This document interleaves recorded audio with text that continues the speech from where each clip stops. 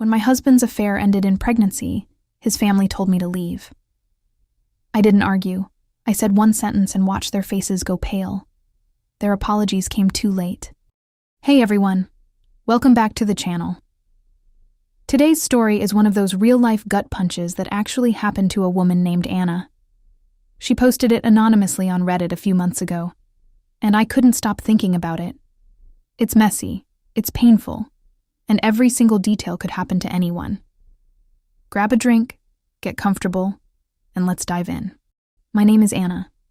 I'm 32. For 6 years, I was married to Mark, 34, the guy everyone at our college called the safe choice. We met in our junior year, dated for 3 years, and had the kind of wedding where people cried happy tears. We both had solid careers. I'm a high school counselor, he's a project manager at a tech firm, and we bought a little 3-bedroom house in the suburbs with a backyard big enough for a dog. Life was comfortable. Not fireworks every day, but steady. The kind of love you build, not the kind that burns out. The one thing we agreed on early was kids. We didn't want them.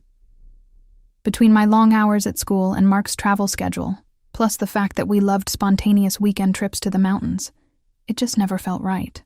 His mom, Karen, brought it up constantly. When am I getting grandbabies? But we always smiled and changed the subject. 2.5 years ago, Mark quietly booked a vasectomy. He told me the night before. We talked it through one last time, and that was that. He healed, we celebrated with a bottle of wine, and we never told a soul. Not his parents, not his sister, not even our closest friends. It was our private decision, and it felt like freedom. Then, about 7 months ago, things shifted. Mark started working late, on a big deadline. His phone stayed face down. He smelled like a perfume I didn't own.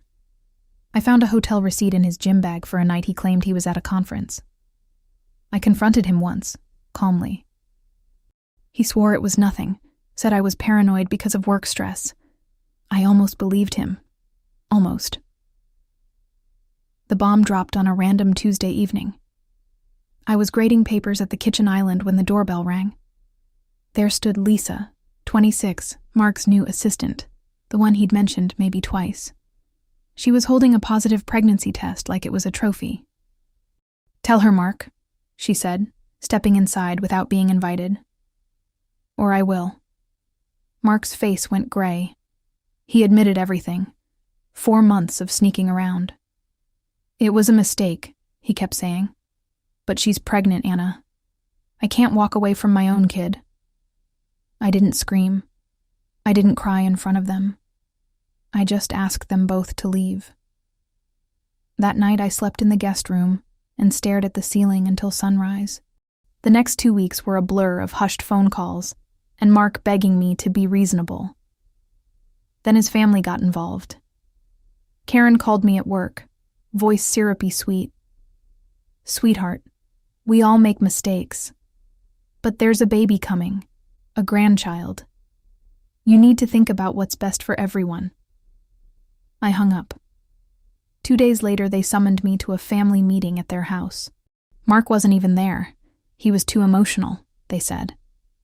It was just me, Karen, his dad Richard, and his older sister Megan, all sitting around the same oak dining table where we'd celebrated every birthday and anniversary for 6 years.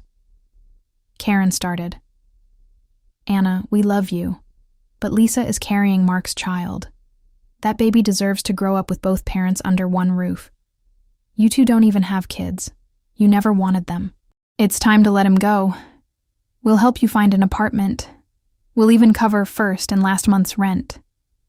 Richard nodded like a judge delivering a verdict. "It's the mature thing, honey. Don't make this ugly." Megan slid a folder across the table. Apartment listings. "We already picked out a few nice places close to your school." I sat there in the chair I'd sat in 100 times, listening to them rewrite my entire marriage like it was a business contract that had expired. I didn't raise my voice. I didn't cry. I just let them talk until the room went quiet, waiting for me to agree. Then I said the one sentence I had been carrying for days. Mark had a vasectomy 2.5 years ago. That baby isn't his. The silence that followed was so complete, I could hear the grandfather clock ticking in the hallway. Karen's perfectly made-up face drained of color until she looked like a ghost. Richard's mouth opened and closed like a fish. Megan actually dropped the apartment folder. Papers scattered across the floor. What? Karen whispered. I kept my voice steady.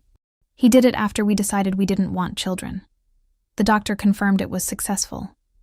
I have the records if you need to see them. So unless Lisa has been sleeping with someone else, and clearly she has, that baby has nothing to do with Mark. Richard turned to his wife, voice cracking. Karen, you told her to leave. You told her to leave our house. Megan started crying. Oh my God, Anna, we had no idea. You thought I was the problem. I finished for her. You thought I was the one who couldn't give him a family, so I should just disappear quietly.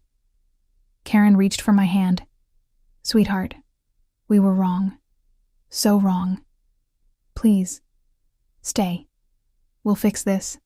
We'll talk to Mark. I stood up. The divorce papers are already signed and with my lawyer. The house is half mine and I'm keeping it.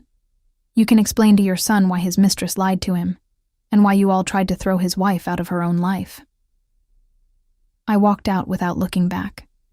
The drive home was the first time I let myself cry, not because I was sad, but because the weight I'd been carrying finally lifted. The rest happened fast. Mark came home that night begging, sobbing, saying Lisa had sworn the baby was his. Paternity test confirmed what I already knew. 0% match. Turns out Lisa had been seeing her ex-boyfriend the whole time and picked the most convenient target when she got pregnant. She ghosted Mark the same week the results came back. His family has called and texted nonstop. Flowers showed up on the porch with notes that say, "We're so sorry." Karen even showed up at my school crying in the parking lot. I told her the same thing I told Mark. Your apologies came too late. I kept the house. I kept my dignity.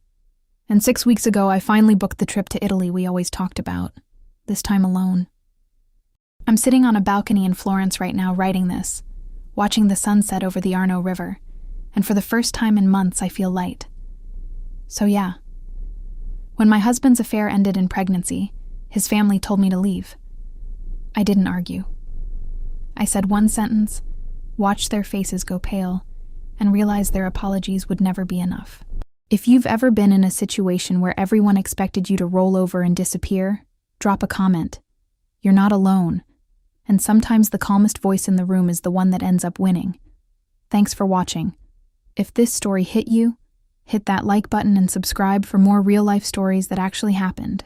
See you in the next one.